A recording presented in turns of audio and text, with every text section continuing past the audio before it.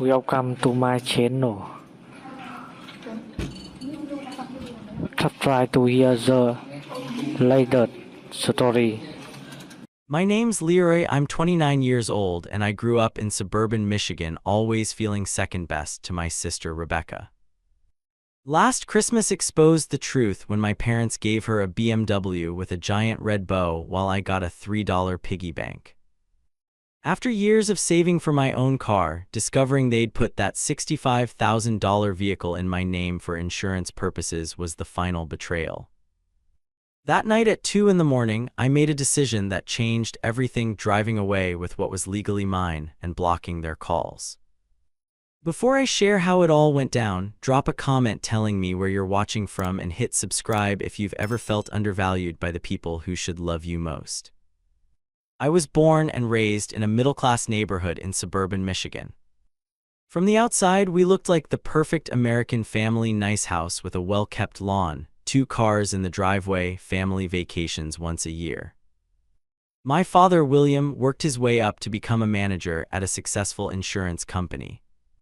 He was stern, logical, and obsessed with appearances.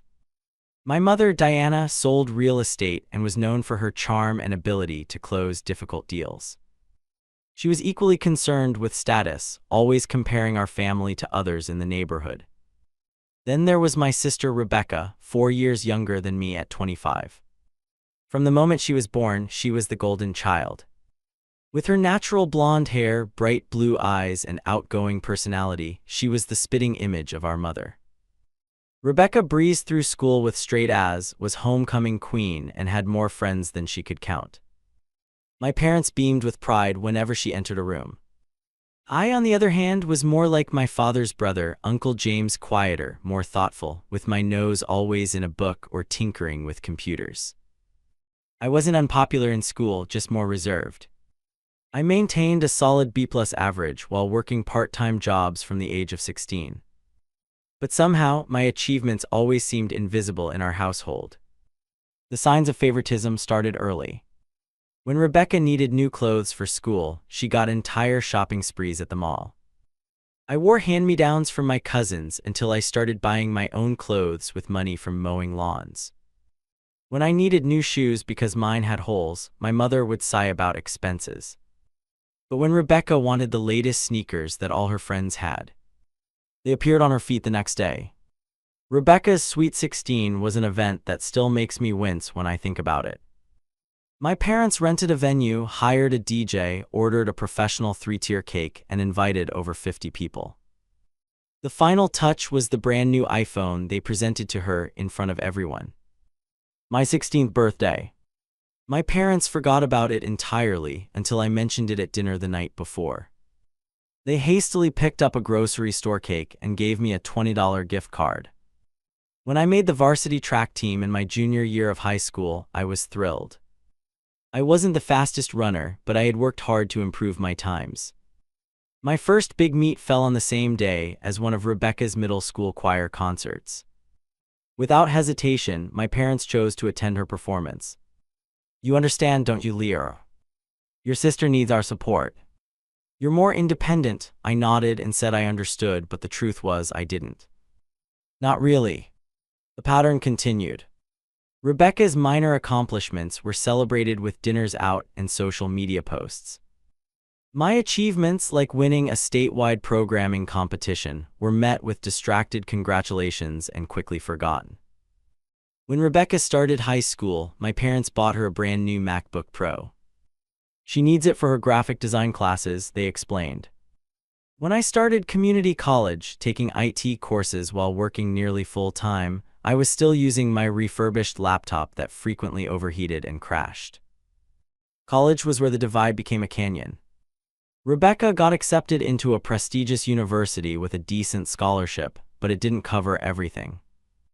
My parents didn't hesitate to pay the difference, plus her housing, meal plan, books, and a monthly allowance. An investment in her future, my father called it. Meanwhile, I cobbled together enough money for community college by working nights at a local warehouse and weekends at a computer repair shop. I lived at home to save money, paid rent to my parents, and covered my own tuition. When I asked if they might help with just one semester, my father looked genuinely confused.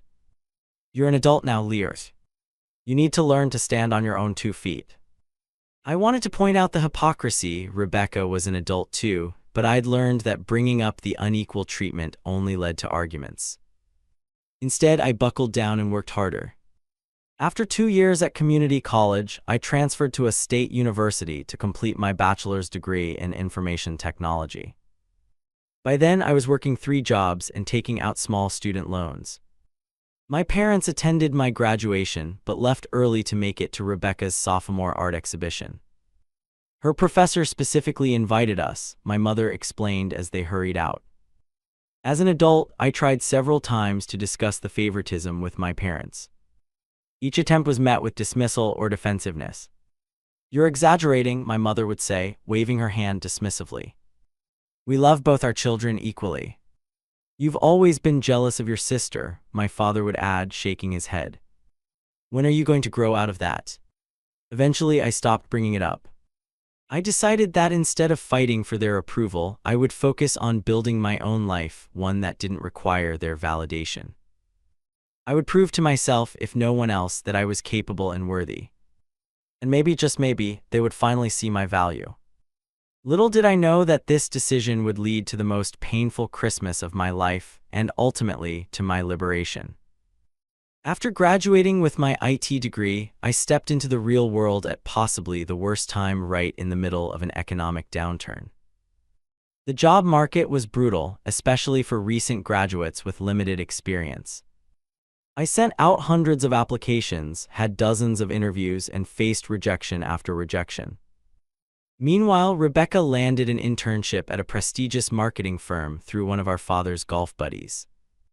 "Networking is everything," my father told me smugly, as if I hadn't been trying to build professional connections myself. After 3 months of searching, I finally landed an entry-level IT support position at a local insurance company, not my dream job, but it offered health benefits and stable income. The starting salary wasn't impressive, but it was mine, earned without any family connections or handouts. I found the cheapest apartment I could that wasn't in a dangerous area, a tiny 1-bedroom on the 3rd floor of an older building with no elevator and temperamental plumbing. It was small, but it was mine. I furnished it with second-hand items from thrift stores and marketplace finds. My parents visited once, my mother wrinkling her nose at the neighborhood and my father commenting that the place had potential, their code for disapproval. Without a car, I relied on public transportation, waking up 2 hours before my shift to catch the right bus connections. Rain, snow, or shine, I made that commute, often arriving home exhausted after long days. But instead of complaining, I made a plan. On my first day of work, I opened a separate savings account labeled Car Fund. Each payday, before paying any other bills, I would transfer a set amount into this untouchable account. My goal was modest but meaningful: a reliable used Toyota Camry, nothing fancy, just dependable transportation that would make my daily commute less of an ordeal. I tracked every dollar I spent in a detailed spreadsheet. Meal prep replaced takeout. Store-brand products replaced name brands. I cut my own hair, brewed coffee at home, and learned basic repairs to avoid calling maintenance. My few indulgences were Netflix, shared with a friend, and occasional weekend hikes that cost nothing but bus fare. When friends invited me to expensive outings, I suggested alternatives or simply declined, keeping my eyes on the prize. Every month, I watched my car fund grow. $500, $1,000, $2,000. It became a game. How much could I add this month? Could I beat last month's deposit? After my first year at work, I earned a small raise and immediately increased my car fund contribution rather than upgrading my lifestyle. By the end of my second year, I had nearly $7,000 saved. By the third year, almost $12,000. I researched cars obsessively: reliability ratings, maintenance costs, fuel efficiency, insurance rates. I knew exactly what I wanted and exactly how much I needed. Just a few more months of saving and I could buy my car outright, no loans, no monthly payments, just clean ownership. The pride I felt in this achievement was immense. No one had helped me. Every dollar represented my hard work, discipline, and delayed gratification. This wasn't just about a car anymore, it was proof that I could set a goal and reach it through my own efforts. During this time, I met Sarah at a friend's board game night. She worked as an elementary school art teacher and understood living on a tight budget. Unlike previous dates who'd been put off by my frugality, Sarah appreciated my financial discipline.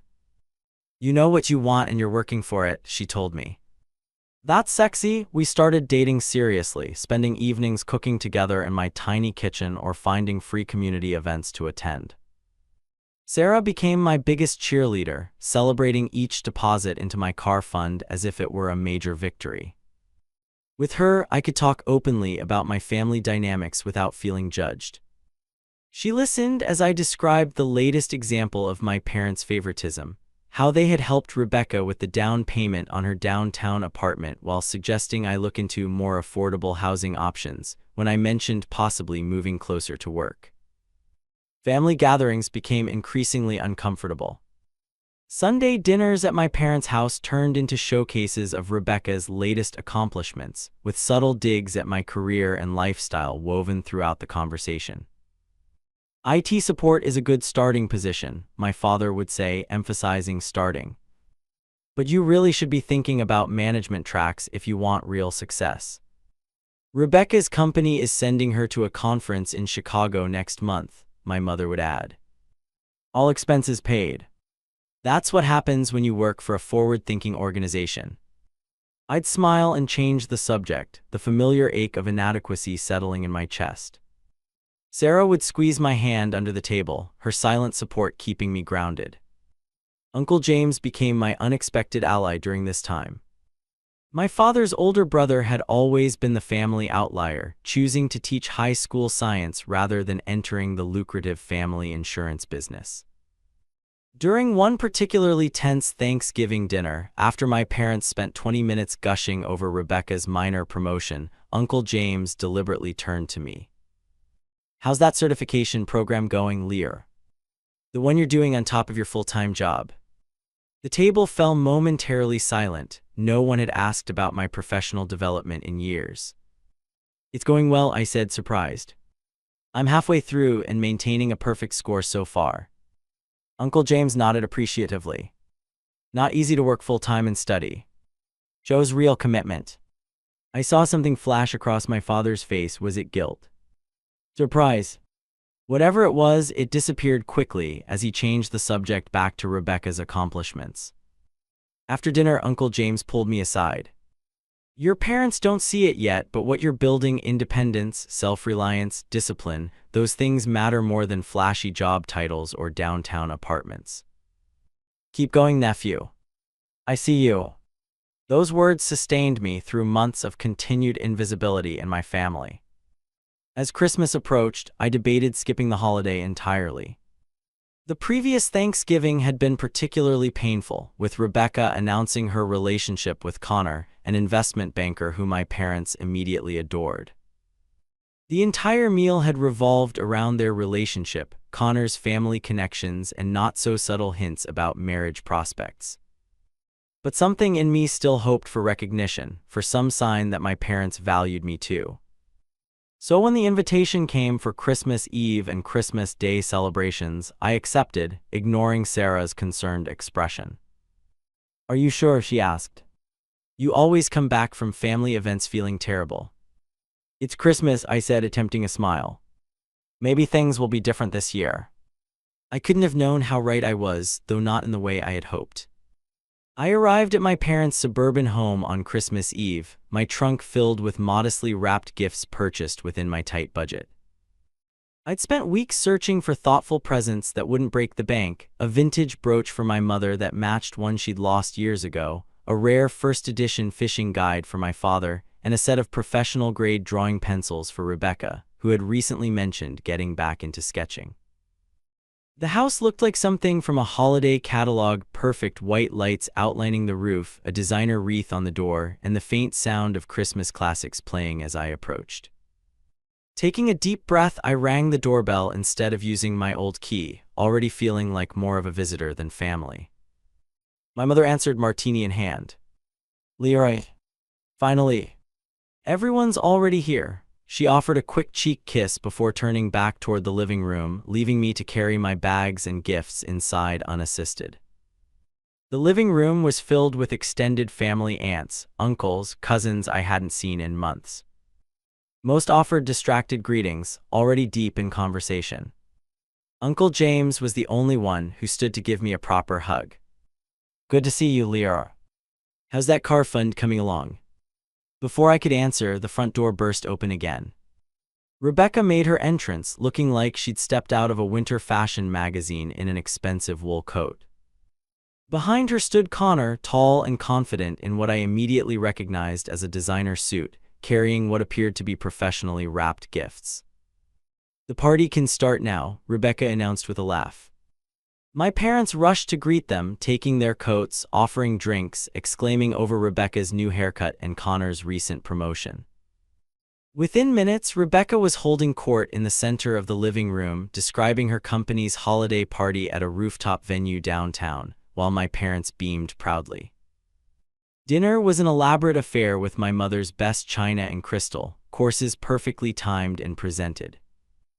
I tried twice to mention my recent promotion to IT specialist, but each attempt was drowned out by Rebecca's louder stories or my mother's interruptions to offer more food. Leroy, pass the potatoes to your sister, she'd say, cutting me off mid-sentence. Or my father would redirect. That reminds me, Connor, how's that market analysis coming along? By dessert, I'd fallen silent, observing the family dynamics from what felt like a great distance. Uncle James caught my eye occasionally, his expression sympathetic. I went to bed in my old room, now converted to a generic guest room with all traces of my childhood removed, hoping that Christmas Day might somehow be different. I woke early on Christmas morning to the smell of coffee and cinnamon rolls. For a moment, lying in bed, I felt a flicker of childlike excitement. Christmas had always been magically fair in my childhood memories, before I recognized the pattern of favoritism. Each year, despite the everyday inequities, Christmas gifts had seemed relatively equal. Perhaps today would recapture that feeling. By 9 o'clock, everyone was gathered around the massive Christmas tree in the living room. My father played Santa as usual, distributing gifts with theatrical flourish. Rebecca received a steady stream of expensive presents, designer clothes, a set of high-end headphones, a new iPad, and jewelry that made the female relatives gasp appreciatively. Connor was included with gifts of expensive scotch and golf accessories, despite this being his first Christmas with the family. My pal was noticeably smaller. I unwrapped practical items, dress socks, a cologne set clearly purchased from the clearance section, a generic planner for the coming year, and a gift card to a fast food restaurant with $25 loaded on it. I thanked my parents politely for each item, ignoring the stark contrast between my gifts and Rebecca's growing mound of luxury items. Just when I thought the gift exchange was complete, my father stood up with a dramatic gesture. We've saved the best for last, he announced, looking at Rebecca. Honey, your mother and I are so proud of everything you've accomplished this year. Your promotion, your volunteer work, and now your wonderful relationship with Connor. We wanted to do something special to show you how much we value you. My stomach tightened as my father handed Rebecca a small box. Inside was a key with the BMW logo. Rebecca's scream of delight hurt my ears. No way. No way, she shrieked, jumping up and down. It's waiting outside, my mother said, beaming. Let's all go look. The entire family bundled up and filed outside to the driveway, where a brand new white BMW sedan sat with an enormous red bow on top. Even I had to admit it was beautiful, and I knew enough about cars to recognize this was the 3 Series, starting at around $65,000. Rebecca circled the car in disbelief, Connor at her side looking impressed. My parents stood arm in arm, accepting congratulations from relatives on their generosity. Uncle James stayed back on the porch with me, his expression unreadable. That's quite a gift, he murmured. Yeah, I managed, fighting the hollow feeling expanding in my chest. I wasn't expecting anything close to a luxury vehicle, but the disparity was still shocking. After everyone had admired the BMW and returned inside to warm up, my father clinked his glass for attention. "We haven't forgotten about our Leary, of course," he said with a smile that didn't reach his eyes. My mother stepped forward with a small, unwrapped package that she placed in my hands. It was a child's piggy bank made of cheap plastic with "Avang R important" printed on the side in cartoonish letters. When I turned it over, I saw the price sticker they hadn't bothered to remove. $2.99. "We know you've been saving for a car," my mother said in a tone one might use with a slow child. "We thought this might help you learn to save more efficiently." The room fell awkwardly silent for a moment before someone, I think it was my Aunt Helen, forced a laugh and others joined in. I stood there holding the piggy bank, my face burning with humiliation. "Thanks," I said flatly. "Very thoughtful." Rebecca was too engrossed in showing off her new car's features on her phone to notice the uncomfortable exchange. My parents quickly moved the gathering toward breakfast, and the moment passed for everyone except me. During the chaos of breakfast preparation, I slipped into my father's home office to use the bathroom attached to it. As I washed my hands, I noticed a folder on his desk labeled BMW Purchase. I shouldn't have looked, but something compelled me to flip it open. What I found inside stopped my heart for a moment. The purchase agreement, financing documents, and insurance papers for the BMW were all in my name. Not Rebecca's. Mine. I read through the paperwork with increasing disbelief. My father had used my information to finance the vehicle. My signature had been forged on several documents. The insurance was cheaper because of my clean driving record and good credit score, both of which I'd worked hard to establish. In that moment, standing in my father's office with fraudulent documents in my hand, the full picture came into devastating focus. Not only had my parents given my sister a luxury vehicle while giving me a child's toy, but they'd used my financial identity to do it. They'd committed fraud, forgery, and identity theft against their own son. I carefully took photos of all the documents with my phone, then replaced the folder exactly as I'd found it. When I rejoined the family, I was oddly calm, the kind of calm that comes when something inside you has broken beyond repair. Uncle James caught my eye across the room, concern evident in his expression. I gave him a small nod to indicate I was okay, but the truth was, I had never been further from okay in my life. The rest of Christmas Day passed in a blur. I smiled at appropriate moments, helped clean up after meals, and nodded along to conversations while my mind raced with implications and possibilities. Rebecca continued to gush about her new car, my parents basked in her gratitude, and I silently counted the hours until I could leave.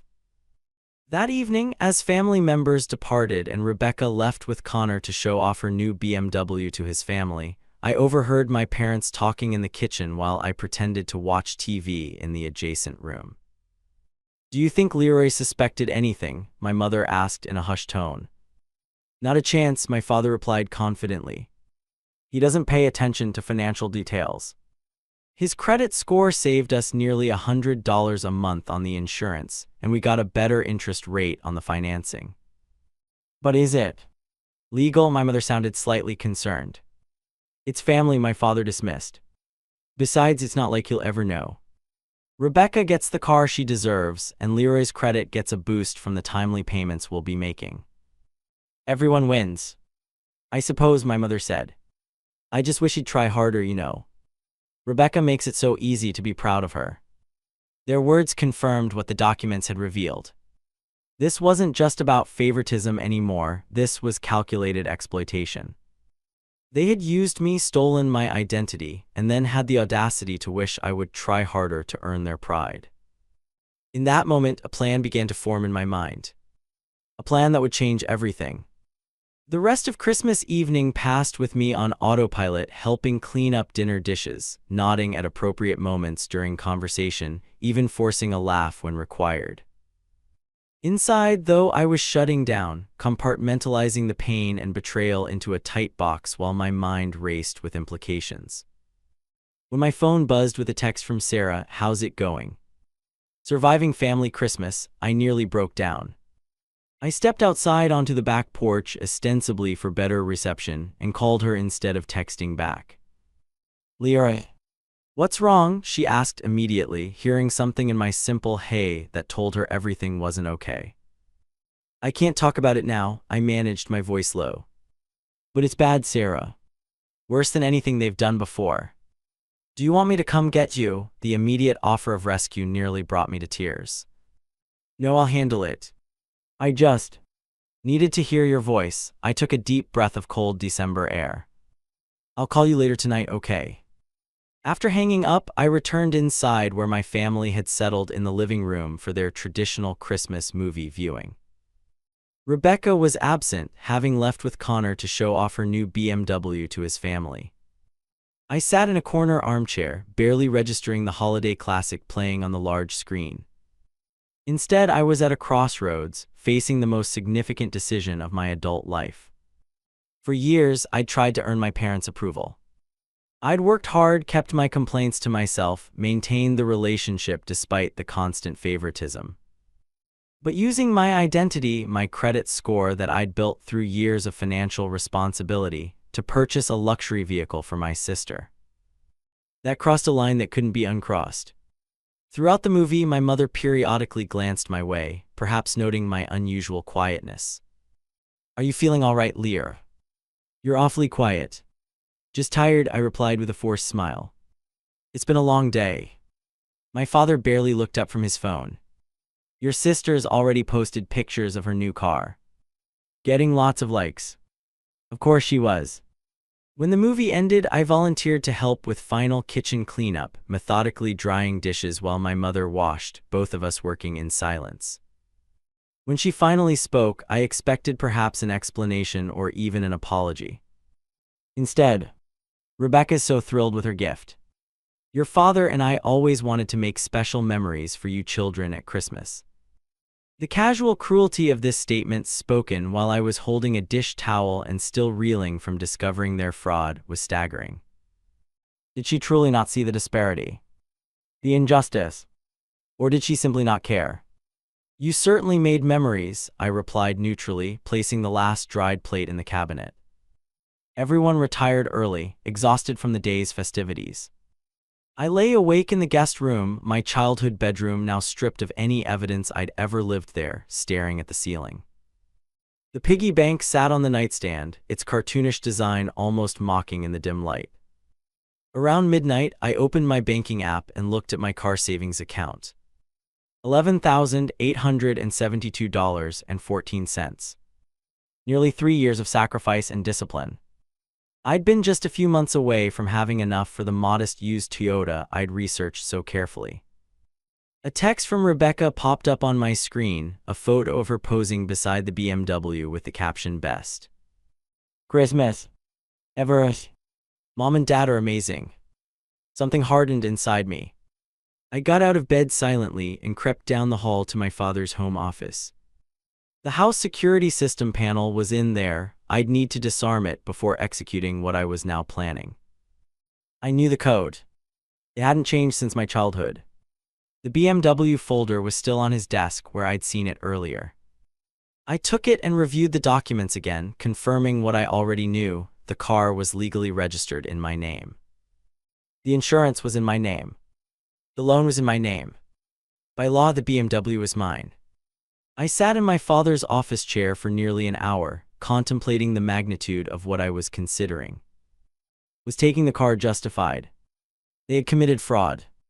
They had stolen my identity. They had used me while continuing to treat me as less valuable than my sister. But still, they were my parents. In the end, what decided me was remembering my father's dismissive words. It's not like he'll ever know. They had counted on my continued ignorance and compliance. They had expected me to keep accepting scraps while they lavished Rebecca with luxury. They didn't just think I deserved less, they thought I deserved nothing. My decision made, I carefully packed my few belongings and the Christmas gifts I'd received. I wrote a brief note on my father's company letterhead. The BMW is legally registered in my name. I've decided to keep what's mine for once. Leroy. I left the note on my pillow along with the piggy bank. Then I disabled the home security system, took the BMW keys from the decorative bowl where Rebecca had proudly placed them earlier, and silently left the house. The BMW was parked in the driveway, moonlight gleaming off its pristine white surface. The giant red bow had been removed, but a smaller one still adorned the dashboard. I placed my bag in the trunk, taking care to close it quietly. I didn't start the car immediately, instead rolling it backward down the slight incline of the driveway. Only when I was several houses away did I start the engine, its expensive purr cutting through the silent night. As I drove away from my childhood home at 2 in the morning, I experienced a storm of emotions: guilt for taking such drastic action, fear of the consequences, anger that they had pushed me to this point, and beneath it all, a surprising sense of liberation. I pulled over a few blocks away and blocked both my parents' numbers on my phone, then did the same with Rebecca's. With shaking hands, I texted Sarah. "Something happened. Coming to your place. We'll explain everything." Then I pointed the BMW toward the highway and didn't look back. Dawn was breaking as I pulled into the parking lot of Sarah's apartment building. The BMW handled beautifully, I had to admit, smooth, responsive, with that subtle engine hum that screamed luxury. Under any other circumstances, driving such a car would have been a pleasure. Instead, each mile had been accompanied by a growing knot of anxiety in my stomach. Sarah was waiting at her door, hair disheveled from sleep but eyes alert with concern. She took one look at me emerging from the white BMW, and her jaw dropped. "Leary, what the hell? Whose car is that?" "Technically mine." I followed her inside and collapsed onto her couch, the adrenaline of the night finally wearing off. Over strong coffee, I explained everything: the Christmas disaster, the piggy bank, finding the documents in my father's office, and my impulsive 2 a.m. departure. Sarah listened without interruption, her expression shifting from shock to outrage. When I finished, she shook her head slowly. "They committed fraud. Actual legal fraud." "I know. And identity theft." "I know that too." "Against their own son." Sarah's voice cracked slightly. She reached for my hand across the table. "Leary, I knew your parents played favorites, but this is criminal. Literally criminal." I nodded, the reality of my situation sinking in further. "I don't know what happens next. I just knew I couldn't stay there pretending everything was normal." By mid-morning, my phone was exploding with notifications despite the blocks I'd placed on my immediate family. They were calling and texting from different numbers, reaching out through social media, even emailing my work account. I read a few messages before stopping. "Where are you and where is the car, Dad? This isn't funny, Leary. Come home now, Mom. You stole my car, you psycho, Rebecca." I turned off notifications and focused on figuring out my next steps with Sarah. By noon, her phone started ringing. My parents had begun contacting her. "Don't answer," I said quickly. "They'll just try to use you to get to me." But the situation escalated when Sarah's building security called her apartment. "Ms. Kelly, there's a couple here insisting they need to speak with you. They say it's a family emergency regarding your boyfriend." My parents had tracked down Sarah's address, likely from previous family gatherings where I'd mentioned where she lived. Sarah told security not to let them up, but agreed to meet them in the parking lot.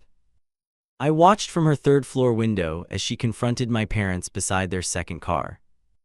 Even from a distance, I could see my father's red face as he gestured angrily. My mother appeared to be crying, dabbing at her eyes dramatically with a tissue. Sarah stood her ground, arms crossed, occasionally shaking her head.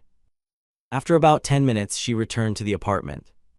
"Well, that was pleasant," she said sarcastically, sinking into a chair. "Your father threatened to report the car stolen. Your mother kept saying you're having some kind of breakdown and need professional help. They want you to bring the car back immediately and discuss this like adults." "Did you tell them I know about the fraud?" "I did." Sarah's expression was grim. "Your father denied everything at first, then tried to justify it, said it was just a family arrangement and none of my business.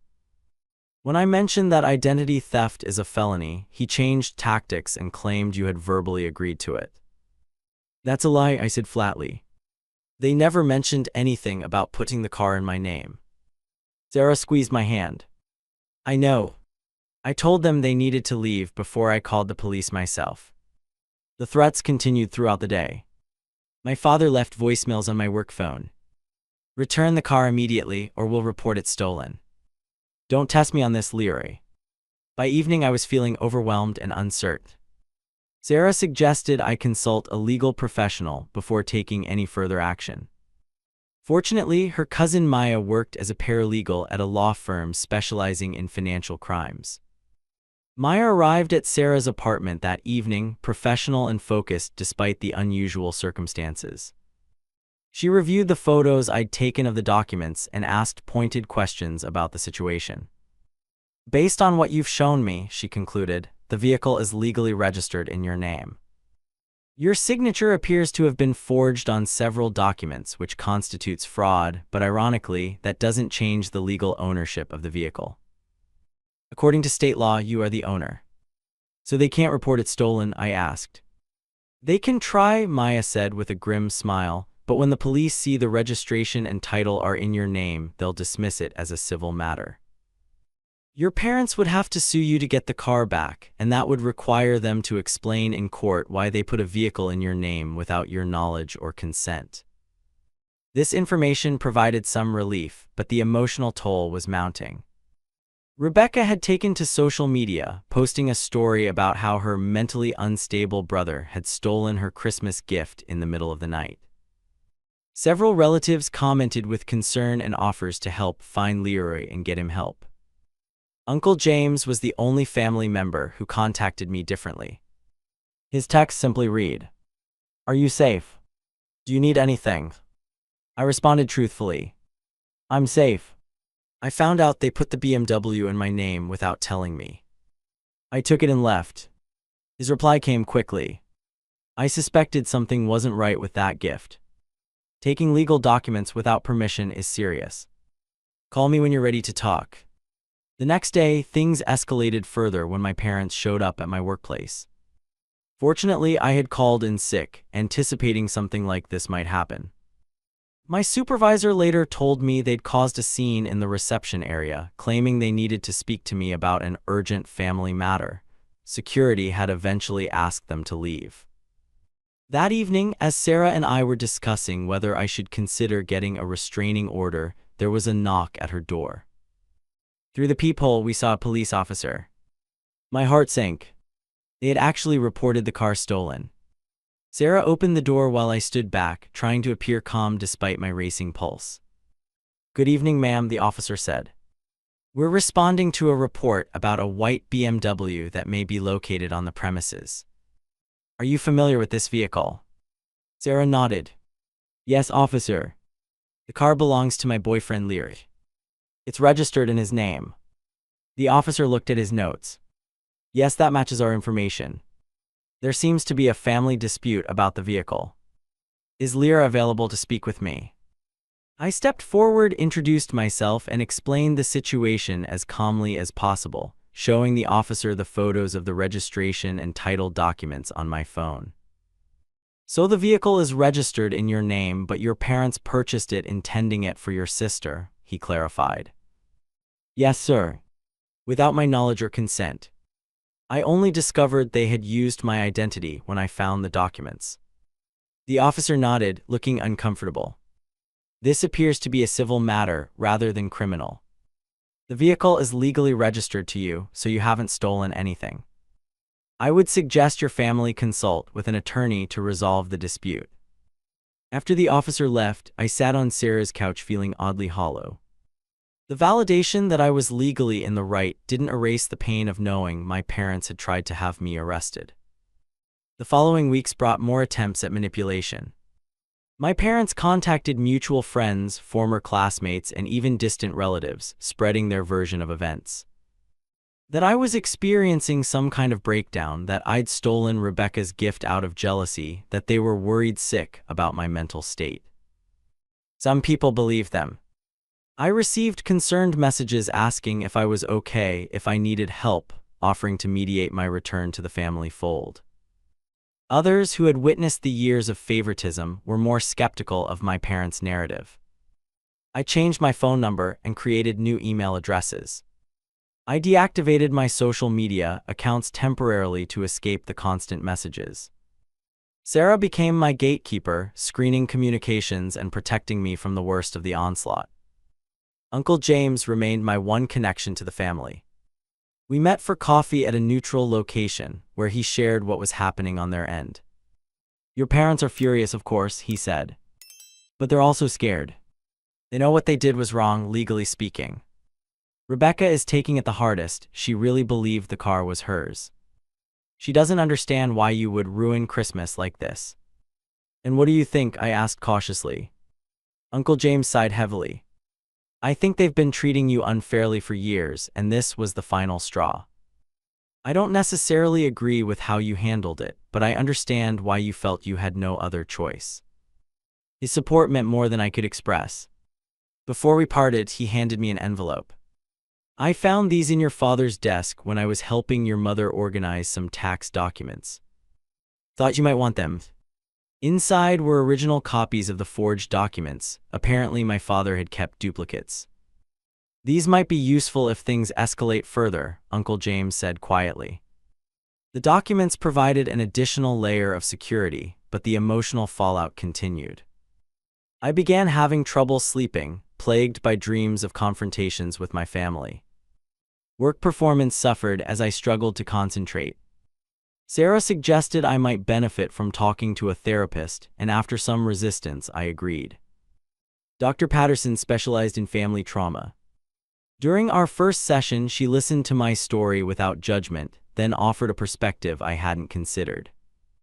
"What you're describing, the long-term favoritism, financial exploitation, and emotional manipulation, are forms of family abuse," she said gently. "Your reaction wasn't just about the car. It was about finally saying no more to years of mistreatment." Those words, family abuse, hit me hard.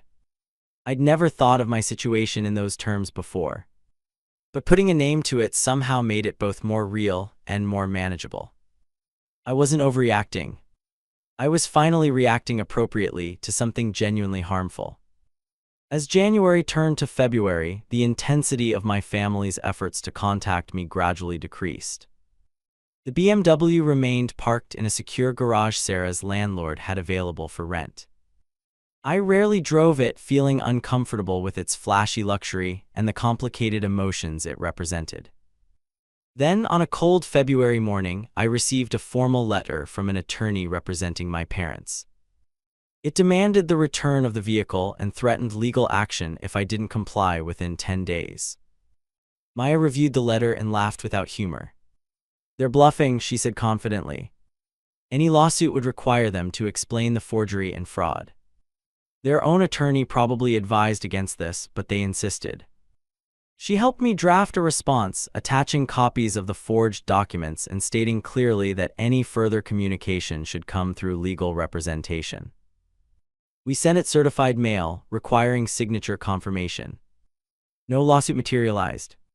The 10-day deadline came and went. Then 20 days. Then a month. The silence was almost more unsettling than the harassment had been. What were they planning next? Or had they finally accepted that their actions had consequences? I was about to find out. A full month after Christmas, I was still driving the BMW, though the novelty had long worn off. The luxury vehicle felt like an albatross around my neck, a physical reminder of family betrayal rather than a symbol of success. Every time I slid into the driver's seat, I felt a mixture of vindication and discomfort. This wasn't the car I had saved for. This wasn't the life I had planned. Over coffee one morning, Sarah watched me absently fidgeting with the BMW key fob. "You don't actually want that car, do you?" she asked perceptively. I looked up, surprised by the question, but instantly recognizing its truth. "No, I never did. So I keep it." The answer came easily. "Because it's the first time I've stood up for myself with them. If I give it back now, it's like saying they can continue treating me this way." Sarah nodded thoughtfully. What if there was a third option? Not keeping it and not returning it to them. That conversation sparked a solution. I hadn't considered selling the BMW. After consulting with Maya about the legality, since the car was fully in my name, I had every right to sell it. I listed it with a luxury car dealer. Within 2 weeks, I had a buyer willing to pay $58,000, a small depreciation from the new price, but still substantial. On the day I signed over the BMW to its new owner, I felt an enormous weight lift from my shoulders. The check in my hand represented not just money but freedom from the physical reminder of my family's betrayal, freedom to make my own choices. The first thing I did was visit a used car dealership and purchase a reliable Toyota Camry for $14,000, the car I had been saving for all along. It wasn't flashy or luxurious, but it was practical, dependable, and most importantly, it was truly mine, chosen by me, paid for by me, with no strings or complicated emotions attached. I deposited the remaining $44,000 into a new account at a different bank. This money represented security and options I'd never had before, but I was determined not to let it change my fundamental values or work ethic. I continued working my IT job, maintained my frugal lifestyle, and focused on emotional recovery rather than material upgrades. Sarah and I decided to move to a new apartment across town, partly for the shorter commute to our jobs, but mostly to make it harder for my family to find us. The new place was only slightly larger than Sarah's previous apartment, but felt like a fresh start. We furnished it together, creating a space that reflected both our personalities and our shared future. Despite my efforts to move forward, my parents continued their campaign to reestablish contact. They sent letters to my workplace. They attempted to message Sarah through professional networking sites. Once, my mother even approached one of Sarah's coworkers at the elementary school, trying to pass along a note to me. Each attempt felt like a violation of the boundaries I was working so hard to establish. With Dr. Patterson's guidance, I drafted a formal cease and desist letter and had it delivered by a process server. The letter stated clearly that any further contact would be considered harassment and would be dealt with legally. I didn't want to take such a severe step, but their persistent boundary violations left me no choice. The letter worked, or at least it changed their tactics. Direct contact attempts stopped, but I soon discovered they had enlisted family members as intermediaries. Cousins I hadn't spoken to in years suddenly reached out with casual messages that inevitably turned to, "Your parents really miss you. They just want to talk." Uncle James remained my only connection to the family, providing occasional updates without pressure or agenda. During one of our monthly lunches, he shared information that surprised me. "Rebecca and your parents aren't getting along so well these days," he said, stirring his coffee thoughtfully. "Without you there as the one they compared her to, they've started finding fault with her choices. Her boyfriend Connor isn't ambitious enough now. Her job isn't prestigious enough. It's like they need someone to criticize, and with you gone, she's the only target." I felt an unexpected twinge of sympathy for Rebecca. She had benefited from being the favorite child, certainly, but perhaps she'd been trapped in that role just as I'd been trapped in mine. "There's something else you should know," Uncle James continued. "Your father's been having health problems. Nothing life-threatening, high blood pressure, stress-related issues.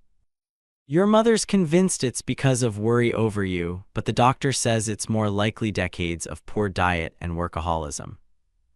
I nodded, unsure how to feel about this information. I didn't wish ill health on my father, but neither did I accept responsibility for his medical conditions. The fact that my mother was trying to use his health as leverage only reinforced my decision to maintain distance. My own healing process continued with weekly therapy sessions. Dr. Patterson helped me understand that what I'd experienced was a form of family trauma with real psychological impacts. I struggled with persistent feelings of unworthiness and had difficulty trusting others' affection or praise. Simple compliments at work would trigger suspicion. What did they really want from me? Sarah's patience during this period was extraordinary. She understood when I needed space and provided reassurance when insecurities surfaced. Our relationship deepened through the crisis, built on honest communication and mutual respect. "You know what I love most about you," she said one evening as we walked through a neighborhood park. "Your resilience. After everything your family put you through, you still managed to be kind and thoughtful. You didn't let their treatment define you. Those words meant more than any luxury gift could have. Gradually, I began rebuilding social connections outside of my family. I reconnected with college friends I'd lost touch with during years of working multiple jobs. I joined a local tech meetup group and found community among fellow IT professionals. Sarah introduced me to her friends, who welcomed me without reservation. These new relationships helped me understand what healthy connections felt like: relationships based on genuine appreciation rather than obligation or utility. 6 months after the Christmas incident, I received an unexpected email from Rebecca. The subject line was simply, "Can we talk?" After consulting with Sarah and Dr. Patterson, I agreed to meet Rebecca at a neutral coffee shop during daytime hours. I arrived early, choosing a table with a clear view of the door, unsure if this was a genuine outreach or a setup for a confrontation with my parents. Rebecca arrived alone, looking different than I remembered, less polished, more subdued. She sat across from me, hands wrapped around her coffee cup as if seeking warmth. "I'm not here to convince you to talk to Mom and Dad," she began, surprising me with her directness. I needed to understand what happened from your perspective." For the next hour, we had the most honest conversation of our lives. I explained how years of favoritism had affected me, culminating in the fraudulent car registration that broke my trust completely. To my surprise, Rebecca listened without defending our parents. "I always knew they treated you differently," she admitted quietly. "But I told myself it was because you were more independent, that you didn't need as much as I did." It was easier than acknowledging what was really happening. She shared that the BMW incident had created ripple effects I hadn't anticipated. Once I was gone, my parents' expectations for her had intensified. Without me as a contrast to make her look successful by comparison, she was struggling to meet their ever-increasing demands. "Connor broke up with me," she revealed. "He said my family was too much drama. And he's right. Ever since Christmas, it's been chaos. Mom cries all the time, Dad's health is declining, and somehow they expect me to fix everything." As our conversation concluded, Rebecca didn't ask me to reconcile with our parents. Instead, she asked something more personal. "Do you think we could try to have some kind of relationship, just you and me, separate from them?" I didn't have an immediate answer. Years of seeing her as an extension of our parents' favoritism made it difficult to imagine a standalone relationship. But the fact that she was asking indicated growth on her part. "I'm not ready for that yet," I said honestly. "But I appreciate you reaching out. Maybe in time." She nodded, accepting this boundary without argument, another sign that perhaps she was changing. As I drove home in my Toyota, I realized that true independence wasn't just about financial self-sufficiency or physical distance from my family. It was about reclaiming my narrative, setting healthy boundaries, and building a life based on authentic connections rather than desperate attempts to earn conditional love. The road to healing wasn't linear. There were still nights when memories of past hurts kept me awake, still moments when insecurities threatened to overwhelm me. But increasingly, there were also days filled with genuine joy, achievement recognized on its own merits, and love freely given without hidden agendas. The BMW was gone, but what remained was far more valuable, a sense of self-worth that couldn't be measured in dollars or status symbols. The $3 piggy bank my parents had given me as a final insult. I'd kept it, placing it on my desk as a reminder not of their cruelty, but of my own strength in finally saying enough. 2 years have passed since that fateful Christmas night when I drove away in a BMW that was legally mine but never meant for me.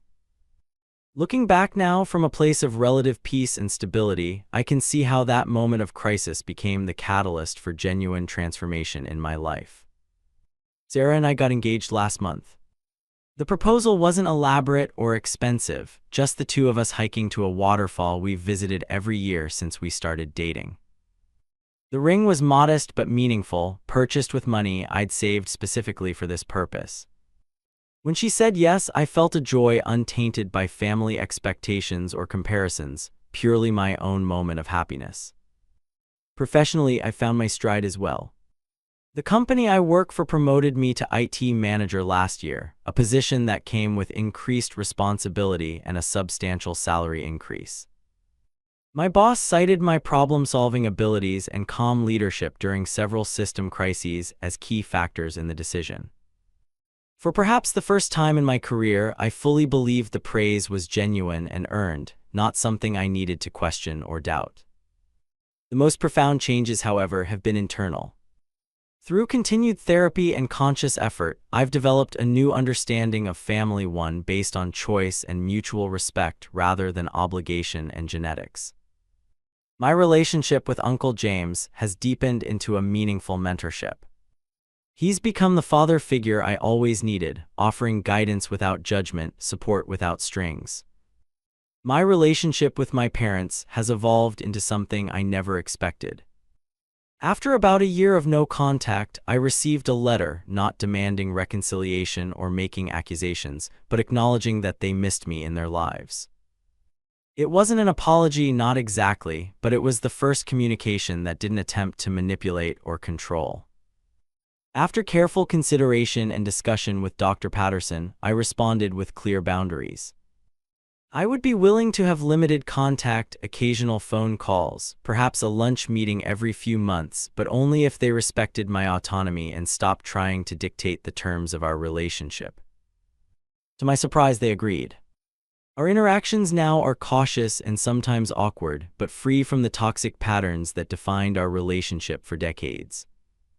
My father, perhaps softened by his health scare, occasionally asks about my work with what seems like genuine interest. My mother still struggles to refrain from making comparisons or offering unsolicited advice, but catches herself more quickly when she slips into old habits. I harbor no illusions that they've fundamentally changed their perspective or fully recognized the damage their favoritism caused.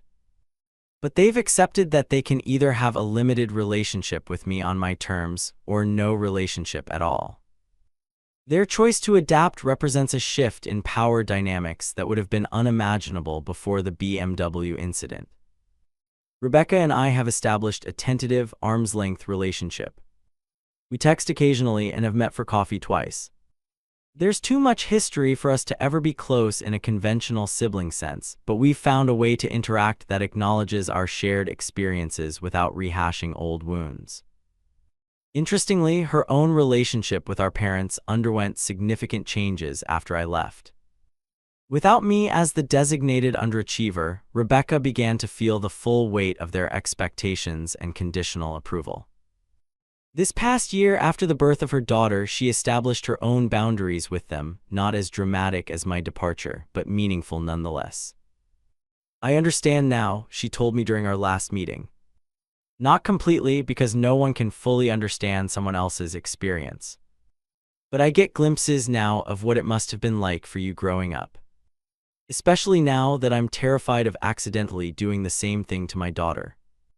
The fact that Rebecca is consciously trying to break the cycle of favoritism with her own child gives me hope that some good has come from the painful family dynamics we experienced. As for the money from selling the BMW, most of it remains in savings, a safety net I never had before. I used a small portion to pay off my remaining student loans and to fund a certification program that helped secure my promotion. The rest is earmarked for a future home down payment. Sarah and I are looking at modest houses in friendly neighborhoods, places where we might eventually raise children of our own. The lessons I've learned through this journey have been hard-won but invaluable. First, self-worth isn't determined by others' validation. For years, I measured my value through my parents' approval, or lack thereof. Learning to recognize my own achievements and qualities independent of external validation has been liberating. Second, setting boundaries isn't selfish, it's necessary for mental health and authentic relationships. The guilt I initially felt for cutting contact with my family has been replaced by understanding that healthy boundaries protect everyone involved. Third, sometimes the bravest thing you can do is walk away. Our culture emphasizes family loyalty and reconciliation at all costs, but there are situations where distance is the healthiest option. It took courage to drive away that Christmas night, but staying would have required accepting continued exploitation and disrespect. Fourth, material possessions don't define love. The BMW was never about transportation, it was about status and favoritism. True love manifests in respect, support, and recognition, not in the price tag of gifts. Finally, and perhaps most importantly, we can build chosen families based on mutual respect when our biological families fail us. The community I've created with Sarah, Uncle James, and close friends provides the support and belonging I always sought from my parents. I still have the $3 piggy bank. It sits on my home office shelf, not as a reminder of humiliation, but as a symbol of how far I've come. What my parents intended as an insult became a turning point that led to liberation. Sometimes I drop spare change into it, and when it's full, I donate the contents to a local youth mentoring program that supports kids from difficult family situations. The irony isn't lost on me that the piggy bank has ultimately provided more value than the BMW ever could have, not in monetary terms, but in the perspective it represents. That cheap plastic toy marked the moment I stopped accepting scraps of affection and started building a life worthy of the love and respect everyone deserves. If you're watching this and recognize your own family dynamics in my story, please know you're not alone. Breaking free from toxic patterns isn't easy, but it is possible. Your worth isn't determined by how your family treats you. Sometimes the family you choose becomes more important than the family you were born into. I'd love to hear your thoughts in the comments below. Have you experienced family favoritism? How did you handle it? Did you find ways to establish healthy boundaries? Every story shared helps someone else feel less alone in their struggles. If this story resonated with you, please hit the like button, subscribe to the channel, and share with someone who might need to hear that it's okay to prioritize their own well-being. Thank you for listening to my journey from that $3 piggy bank to the life of authentic value I'm building today.